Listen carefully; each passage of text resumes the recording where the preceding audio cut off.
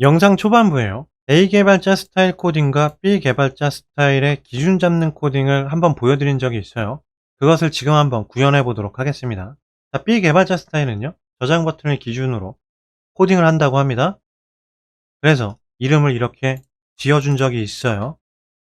세이브를 저장했고요.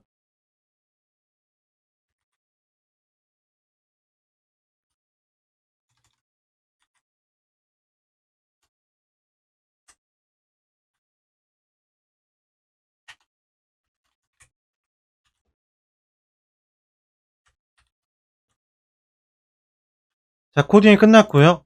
이 변수를 A 개발자는 이런 식으로 강화를 시켰는데 B 개발자는 과연 어떻게 강화를 시킬까요?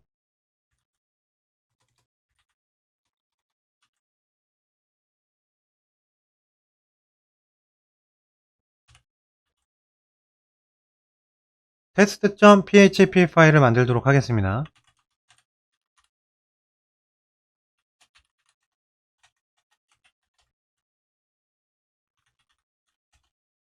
자, 펑션을 작성해 줬어요. 펑션은 영어로 함수예요. 내가 직접 함수를 만들 거야 라고 컴퓨터한테 명령을 내린 겁니다. 그리고 이름을 지어주면 돼요. 이러한 함수는 이미 있죠? 이름은 마음대로 정하는 겁니다. 전 이렇게 정할게요.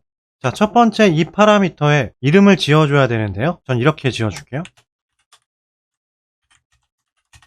그 중괄호를 실행시켜. 저는 이러한 실행을 만들도록 하겠습니다.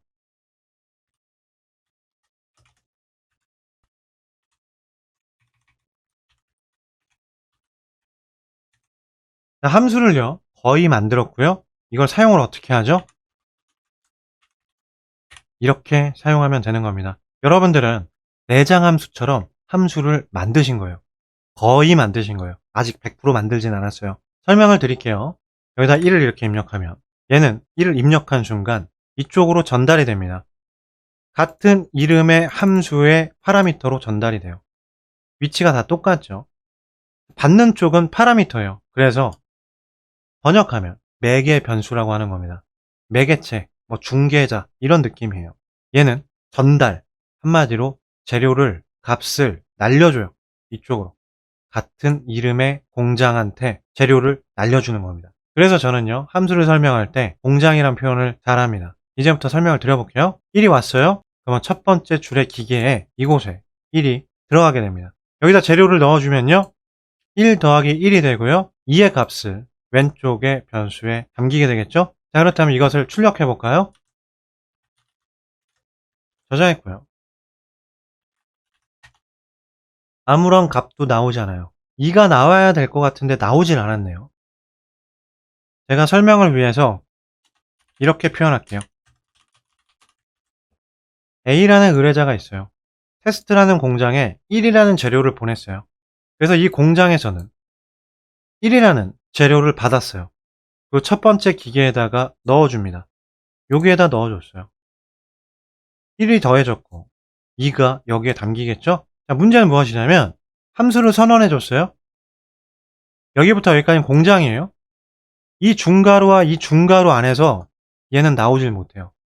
창고에 계속 그 완제품은 2라는 값은 이 중괄호 안에 계속 남겨져 있는 거예요. 바깥으로 빼줘야 되는데. 그랬더니 A 의뢰자가 열받았어요. 너네 사기꾼이야? 내가 1을 보내줬잖아. 그럼 2를 줘야 될 거 아니야. 완제품을 왜 나한테 안 주는 거야? 되돌려줘! 라고 했어요.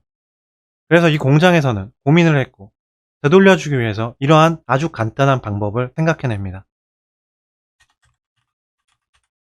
되돌려줘. A 의뢰자가 되돌려달라고 했으니 되돌려주면 되는 겁니다. 그래서 실제로 return이라고 합니다. 되돌려줘. 뭘요? 완제품을요. 이 안에서 생긴 최종의 완제품, 최종 변수의 값을 여기에다가 작성을 해주면 이 완제품을 되돌려줍니다. 어디로요? 이쪽으로요. 그래서 얘가 전달 인자가 되는 겁니다. 영어로 argument라고 합니다. 이 return은요, 다른 표현으로 이렇게 IT 업계에선 표현합니다. 반환해줘. 똑같은 말이에요. 결과적으로 값을 되돌려주는 거예요. 자, 이것을요, 이렇게 해줬고요. 2, 3, 4 저장했고요. 새로 고침하면 2, 3, 4, 5가 나오죠. 한 줄 실행됐네요? 아니에요. 정확한 표현은요. 이 한 줄에서 이쪽으로 보냈네요. 여기에서 한 번 돌렸네요. 이게 더 정확한 표현이에요. 공장은 한 번만 돌아간다라는 겁니다. 그렇기 때문에 반복법이 되지 않고 한 번만 돌아가고 2라는 값을 여기에다 넣어줘요. 그래서 2라고 여기에 이렇게 출력이 되는 것이죠. 여기도 마찬가지고 여기도 마찬가지예요. 자, 그러면 여기에다가 공식을 아주 어렵게 만들어 볼까요? 이렇게 만들었어요. 암산 되시나요? 1을 더하면 2, 4, 7. 7이 나와야겠네요. 7, 8, 9, 10. 자, 저장했고요. 7, 8, 9, 10이 제대로 나오네요. 여러분들은 함수를 만드시는 것을 인생에 있어서 아마 최초로 해보신 걸 수도 있어요. 이 함수의 원리가 모든 함수의 원리예요. 생각보다 어렵지 않죠? 초능력이 어떤 초능력이냐에 따라서 이 코드가 복잡해지느냐 그렇지 않느냐라는 문제만 있을 뿐이지 이 문법은 동일합니다. 여러분들은 이제 앞으로 함수를 만드실 수 있어요. 자, 그렇다면 B라는 개발자는 도대체 이 함수를 통해서 어떻게 변수를 강화시키나요? 자, 지금부터 설명을 잠깐 멈추고요. 코딩을 작성할 거예요. 여러분들도 한번 해보시고요. 직접 해석해 보세요.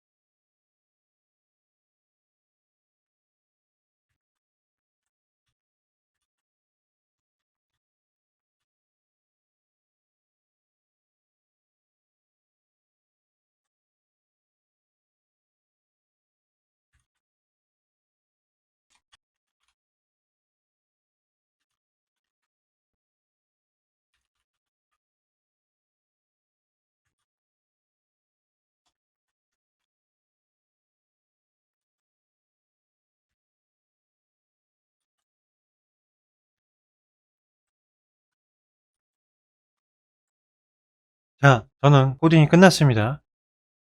이걸 복사했고요.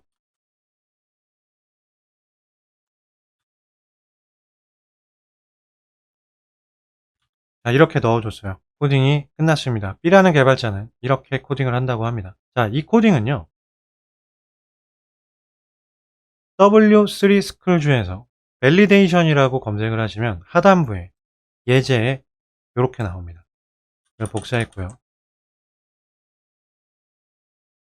비교를 위해서 여기다가 붙여넣기 해볼게요. 거의 똑같죠. 파라미터의 이름만 틀릴 뿐이에요. 제가 일부러 테스트 인풋까지 똑같이 한 겁니다. 상관없으니까요. W3 스쿨즈에 예제가 나올 정도면 이게 이유가 있는 것이죠. 이 설명을 위해서 이 세 개의 함수의 역할을 아시면 좋을 거고요. 두 번째는 이게 10년도 더 된 과거로 되돌아가서 대화가 이루어져야 됩니다. 십수년 전에는요. 지금처럼 엄청나게 좋은 보안의 함수라든지 보안의 방법들이 지금보다는 많이 낙후했을 거예요. 그래서 이러한 내장 함수들을 통해서 어떻게 보안을 할 수 있을까? 보안 코딩을 할 수 있을까? 개발자들이 커뮤니티를 통해서 많은 고민을 했어요. 서로 치고받고도 했고요. 토론도 했고 상의도 했습니다. 그렇게 탄생한 것이 바로 이 세 개의 함수예요. 그래서 이것을 편안하게 사용하고자 함수의 형태로 아예 만들어버린 거죠. 아주 간단한 개념입니다. 자, 그래서 이 트림과 스트립 슬래셔스 HTML 스페셜 찰스에 대한 함수를 다음 영상에서 어떠한 기능들이 있는지, 얘네들은 어떠한 초능력이 있는지 직접 코딩을 하면서 보여드릴게요. 자, 여기까지 고생하셨습니다. 감사합니다.